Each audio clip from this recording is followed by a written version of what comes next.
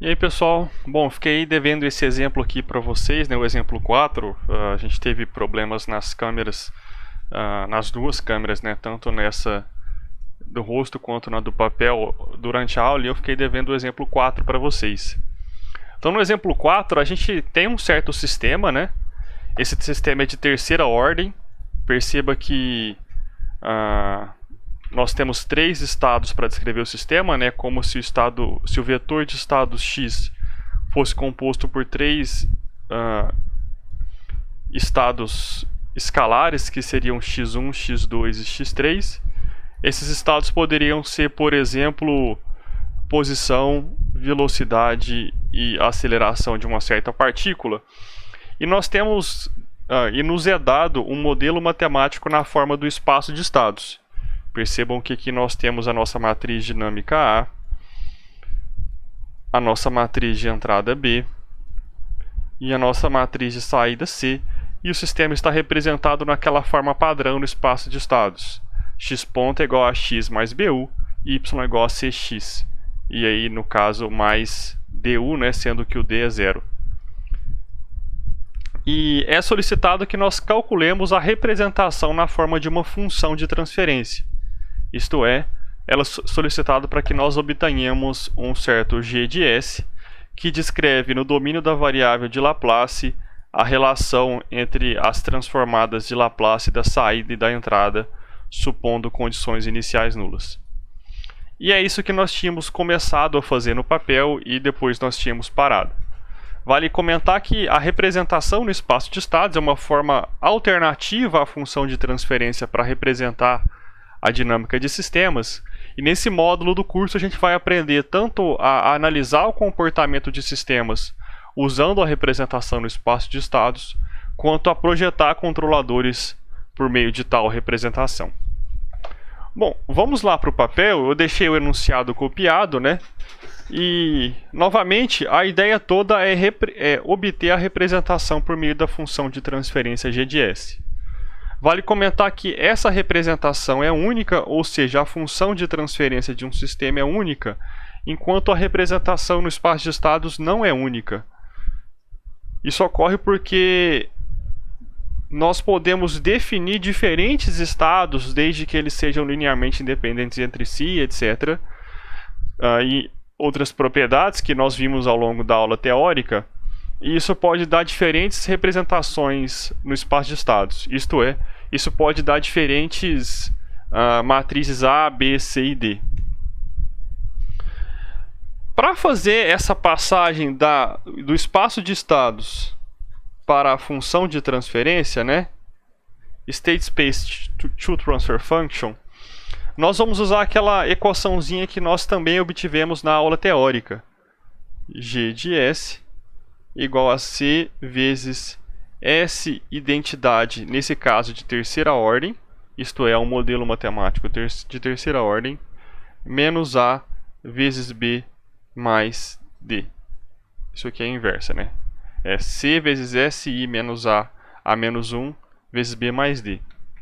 Nesse exemplo em particular, nós sabemos que não há transmissão direta, ou seja, o D vale zero. E é claro que a parte difícil de empregar essa fórmula é calcular a inversa de SI menos A. E é isso que a gente vai fazer nesse exemplo, né? Talvez é a parte mais difícil desse exemplo. Deixa eu voltar o Clips aqui, para não bagunçar minhas folhas. Bom, então para calcular a inversa de SI menos A, primeiro a gente vai obter o que é SI menos A.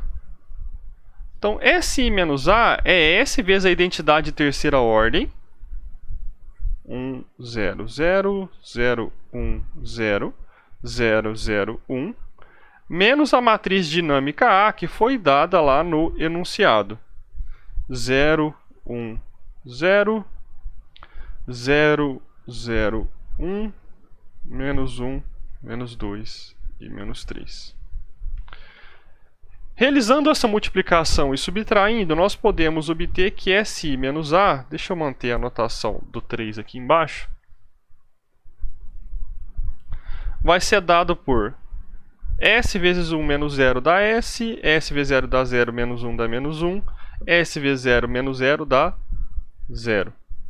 S vezes 0 menos 0 dá 0, S vezes 1 menos 0 dá S, S vezes 0 menos 1 dá menos 1. Finalmente, S vezes 0 menos 1 dá mais 1, S vezes 0 menos 2 dá mais 2, S vezes 1 menos 3 dá S mais 3.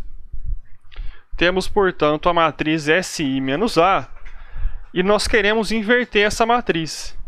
E para fazer essa inversa, nós vamos usar a equaçãozinha SI menos A menos 1, pode ser calculada pelo cofator transposto da matriz SI menos A sobre o determinante de SI menos A. É uma forma de se calcular a matriz inversa. Cofator transposto sobre o determinante. Bom, encontrar o determinante não é algo tão difícil assim para sistemas de terceira ordem, né, para matrizes de terceira ordem. Basta fazer aquela regrinha lá da multiplicação dos elementos das diagonais principais e secundárias. Então, S vezes S dá S ao quadrado, vezes S mais 3 vai dar S ao cubo mais 3S ao quadrado. Menos 1 vezes mais 1 dá mais 1, vezes 1 dá mais 1, 0 dá 0, diagonal principal secundária dá 0. E aqui vai dar mais 2S e está pronto o determinante.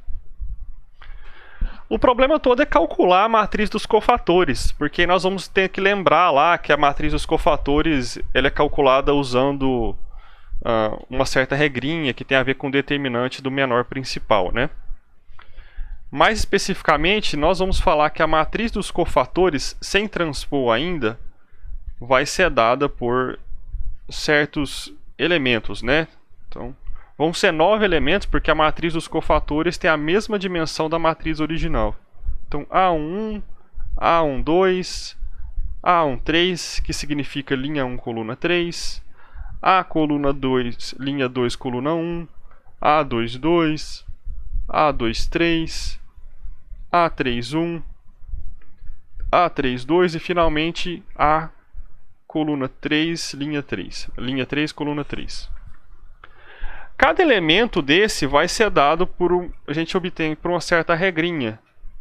A i j é igual a menos 1 elevado a i mais j, sendo que se representa número de linha e o j representa número de coluna, vezes o determinante do menor principal, isto é, o determinante da matriz original eliminadas a linha ij. Nesse exemplo, para i e j percorrendo de 1 até 3, né?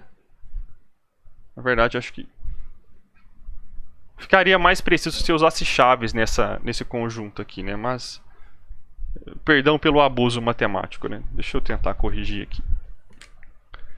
Como é uma sequência de valores, é mais preciso se eu usar uma chave. Bom, beleza, então vamos calcular aqui a matriz dos cofatores de SI menos A, né? Vamos fazer isso elemento a elemento. Então eu vou deixar a matriz aqui em cima e a gente vai calculando a matriz dos cofatores e se divertindo ao longo do processo. Então A11 é igual a menos 1 elevado a 1 mais 1, linha 1, coluna 1, vezes o determinante do menor principal eliminadas as linhas I e J. Eu não sei quando vocês aprenderam isso, eu aprendi no colegial. Então você vem aqui, ó, tampa a linha 1 e a coluna 1 e faz o determinante do que sobrar. Lá da matriz que a gente está calculando. A gente volta lá na matriz que nós estamos calculando, a matriz dos cofatores, e tampamos a linha 1 e a coluna 1. Se nós calcularmos o determinante disso, vai dar S ao quadrado mais 3S mais 2. Então esse é determinante do menor principal eliminadas as linhas 1 e a linha 1 e a coluna 1. E fazendo o determinante nós vamos obter... então menos 1 ao quadrado vai dar 1 positivo e o determinante vai dar S ao quadrado mais 3S mais 1. Tudo bem? Então vamos fazer isso para 1, 2. Deixa eu jogar essa caneta vermelha fora. Deixa eu pegar outra. Menos 1 elevado a 1 mais 2, ou seja, vai dar menos 1, vezes o determinante do menor principal, eliminadas as linhas 1 e 2. A linha 1 e a coluna 2. Então nós vamos eliminar esses elementos. Eliminando esses elementos da matriz e calculando o determinante, vai dar menos 1 vezes mais 1 dá menos 1, vezes o menos 1 dá mais 1. Então fica menos 1 vezes mais 1, isso é igual a menos 1. Certo? Eliminar a linha 1, coluna 2, o determinante vai dar mais 1 positivo, vezes o menos 1 aqui da equaçãozinha dá menos 1. Então, vou fazer mais um elemento, né, o A13, e depois eu copio aqui a matriz completa, né? Então, A13 é igual a menos 1 elevado a 1 mais 3 vezes o determinante do menor principal, eliminadas as linhas 1 e 3. Isso vai dar 1 positivo, né, porque é 1 elevado a 4, vezes, volta lá na matriz original, elimina a linha 1 e a coluna 3. Calculando o determinante, a gente vê que vai dar menos S. Menos S vezes mais 1 é igual a menos S. Bom, o procedimento seguiria e nós calcularíamos todos os elementos da matriz dos cofatores. Tudo bem? Como resultado, então nós teríamos que calcular o A21, o A22, o A23, o A31, o A32, o A33. E eu vou poupar a gente de todo esse trabalho algébrico. Mas eu acho que o procedimento já deu para pegar, né? Como resultado, nós obteríamos essa matriz aqui, se eu não errei nada, né? Esperando que eu não errei nada. Só que nós queremos a matriz dos cofatores transposta. Então nós precisamos transpor essa matriz, isto é, o que é linha vira coluna. Então nós temos S ao quadrado mais 3S mais 1, menos 1, menos S. S mais 3, S ao quadrado mais 3S menos 2S menos 1. Lembrando que todos esses elementos dos cofatores aqui eu calculei usando aquela mesma regrinha. 1 S ao quadrado. Bom, agora que eu já sei o cofator transposto da matriz SI menos A e também sei o determinante dessa matriz que nós tínhamos calculado anteriormente, fica fácil achar a inversa da matriz. A inversa da matriz é essa matriz dos cofatores transposta dividida pelo determinante. Isto é, o inverso de SI menos A menos 1 é igual a 1 sobre o determinante da matriz. Quanto que dá? S ao cubo mais 3S ao quadrado mais 2S mais 1. Isso nós tínhamos obtido anteriormente, né? Vezes o cofator transposto da matriz, que eu vou tentar copiar aqui, mas eu acho que eu espremi muito a equação. Vou tentar copiar. S ao quadrado mais 3S mais 1, S mais 3, 1. Aqui vai ficar menos 1, menos S. S ao quadrado mais 3S. Aqui tem ele bonitinho, tá, pessoal? Aqui eu estou copiando por continuidade da equação. Menos 1, S e S ao quadrado. Bom, agora eu tenho então a inversa de SI menos A.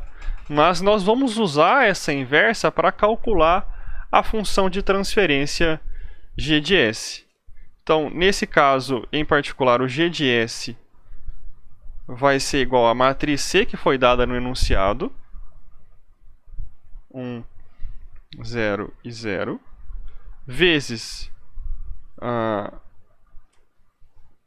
matriz SI menos A elevado a menos 1. Então, eu vou deixar isso em função aqui por enquanto.